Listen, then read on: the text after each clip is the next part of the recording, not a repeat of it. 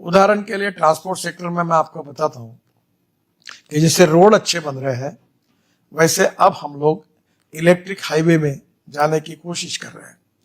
पहला pilot project अभी नागपुर में हम शुरू कर रहे हैं। जो प्रोजेक्ट ऐसा है कि टाटा और स्कोडा दो कंपनी के साथ जॉइंट वेंचर हुआ है। मैं खुद चेकोस्लोवाकिया में स्कोडा में गया था। वो जो इलेक्ट्रिक बस है, ट्रॉली बस, जो 3 बसेस जोड़कर आती है, 2 बसेस 18 मीटर 24 मीटर की आती है, वो बसेस जो है वो हम नागपुर में पहली बार रिंग रोड पर 50 किलोमीटर चला रहे। 15-15 मिनट में बस आएगी। उसकी विशेषता ये है कि टाटा ने स्कोडा से टेक्नोलॉजी ली है। वो जो रोलिंग स्टॉक है वो तैयार करेंगे और वो बस जो है इलेक्ट्रिक केबल डालने की जरूरत नहीं है। एक बस स्टॉप पर बस खड़ी रहेंगी, ऊपर से हिटाची ने एक टेक्नोलॉजी तैयार की है, टाटा ने उनके साथ भी जॉइंट वेंचर किया है। वो डायरेक्ट नीचे आएगी, बस को चार्ज करेगी और 40 किलोमीटर बस चलेगी। तो एक आधा मिनट में फिर से बस 40 किलोमीटर फिर 40 किलोमीटर चलती रहेगी। तो ये टेक्नोलॉजी के आधार पर ये बस में बस होस्टेस होगी, एयर होस्टेस जैसी।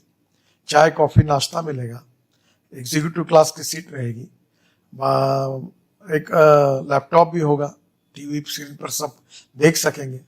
और बस का रेट डीजल बस की तुलना में 30% कम होगा।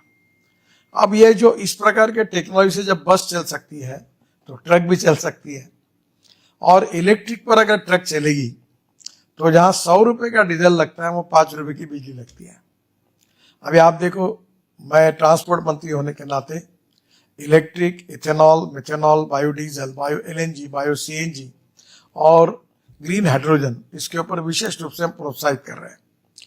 इसमें से ये काफ़ी फ्यूल इंडिजीनियस है। हमारे देश में हम 16 लाख करोड़ का इंपोर्ट करते हैं फॉसिल फ्यूल का।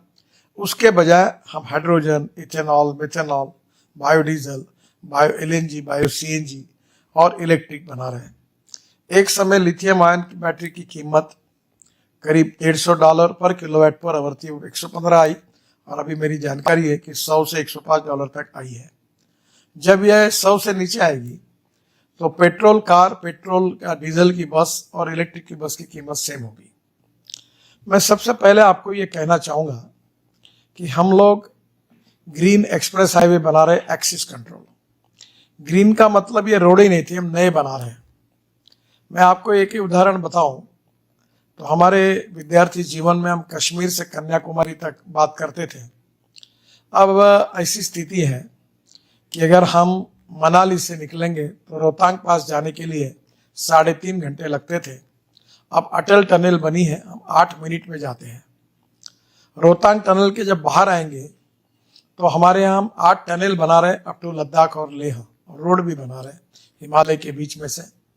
और फिर लद्दाख और लेह आएंगे तो उसके बाद आशिया की सबसे बड़ी झोजिला टनल बना रहे हैं और जिसकी लंबाई 11.6 किलोमीटर है और वो करीब 70-80% काम पूरा हुआ है।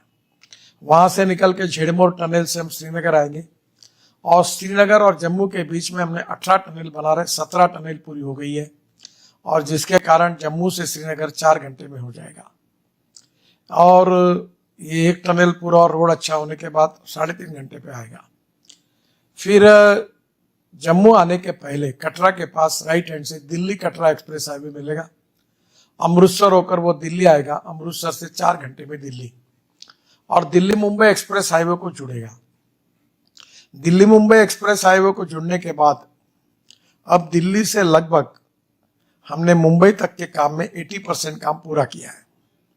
वहाँ से आने के बाद हम सूरत तक आएंगे और सूरत से हमारे को दिल्ली से और उत्तर भारत से अगर साउथ में जाना है, चेन्नई, बेंगलोर, हैदराबाद, कोचीन, त्रिवेंद्रम, कन्याकुमारी, तो रोड ये है कि हम मुंबई आए, मुंबई से पूना जाए और पूना से एक तरफ सोलापुर और एक तरफ से कोल्हापुर, 2 सिटी से हम दक्षिण में प्रवेश कर रहे थे।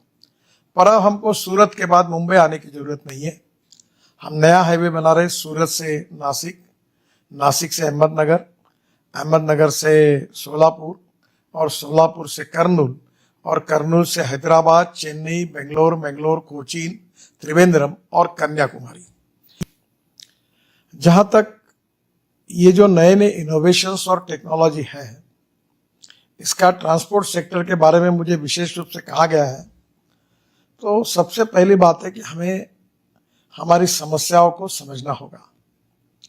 पहली समस्या ये है कि हमारे देश में airports, water ports, ports, railway stations और रोड, और अभी विशेष रूप से जल मार्ग, नेशनल हाईवे, रेलवे के मार्ग, ये सब में साथ साथ हमारी टेक्नोलॉजी को बदल रही है, हर सेक्टर में बदल रही है।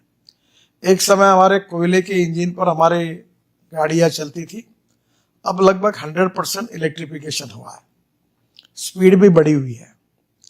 एक तरफ हमारे पोर्ट्स इतने इफिशिएंट नहीं थे, आज हम लोग इंटरनेशनल स्टैंडर्ड के बराबर ही पहुँच रहे हैं, नए पोर्ट का निर्माण कर रहे हैं, और किसी भी देश के विकास में इंपोर्ट और एक्सपोर्ट में पोर्ट का योगदान बहुत बड़ा होता है।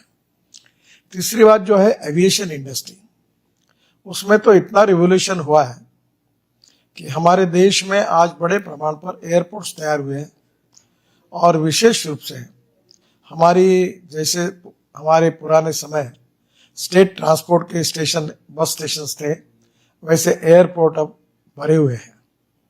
और इसलिए स्वाभाविक रूप से जो ट्रांसफॉर्मेशन हुआ, जो चेंज हुआ है पिछले 25 साल में, उसका अध्ययन करके अगले 50 साल में हमको क्या विजन लेनी है, इसके ऊपर विचार करके हमको आगे जाने की आवश्यकता है।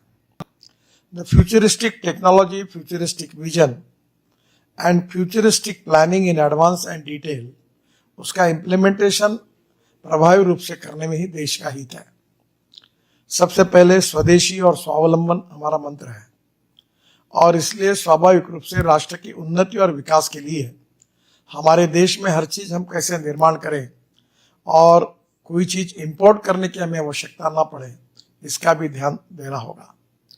अगर सही माने में ये सही है कि हमें इंपोर्ट को कम करना है और एक्सपोर्ट को बढ़ाना है, तो स्वदेशी और स्वावलंबन के आधार पर हमारे देश में जो स्टार्टअप है, जो नई नई टेक्नोलॉजी विकसित हो रही है, उसका योगदान ट्रांसपोर्ट सेक्टर में भी बहुत ज़्यादा है। और एक आधी टेक्नोलॉजी अगर हमारे पास नहीं है तो किसी देश से वो टेक्नोलॉजी हम ला सकते हैं।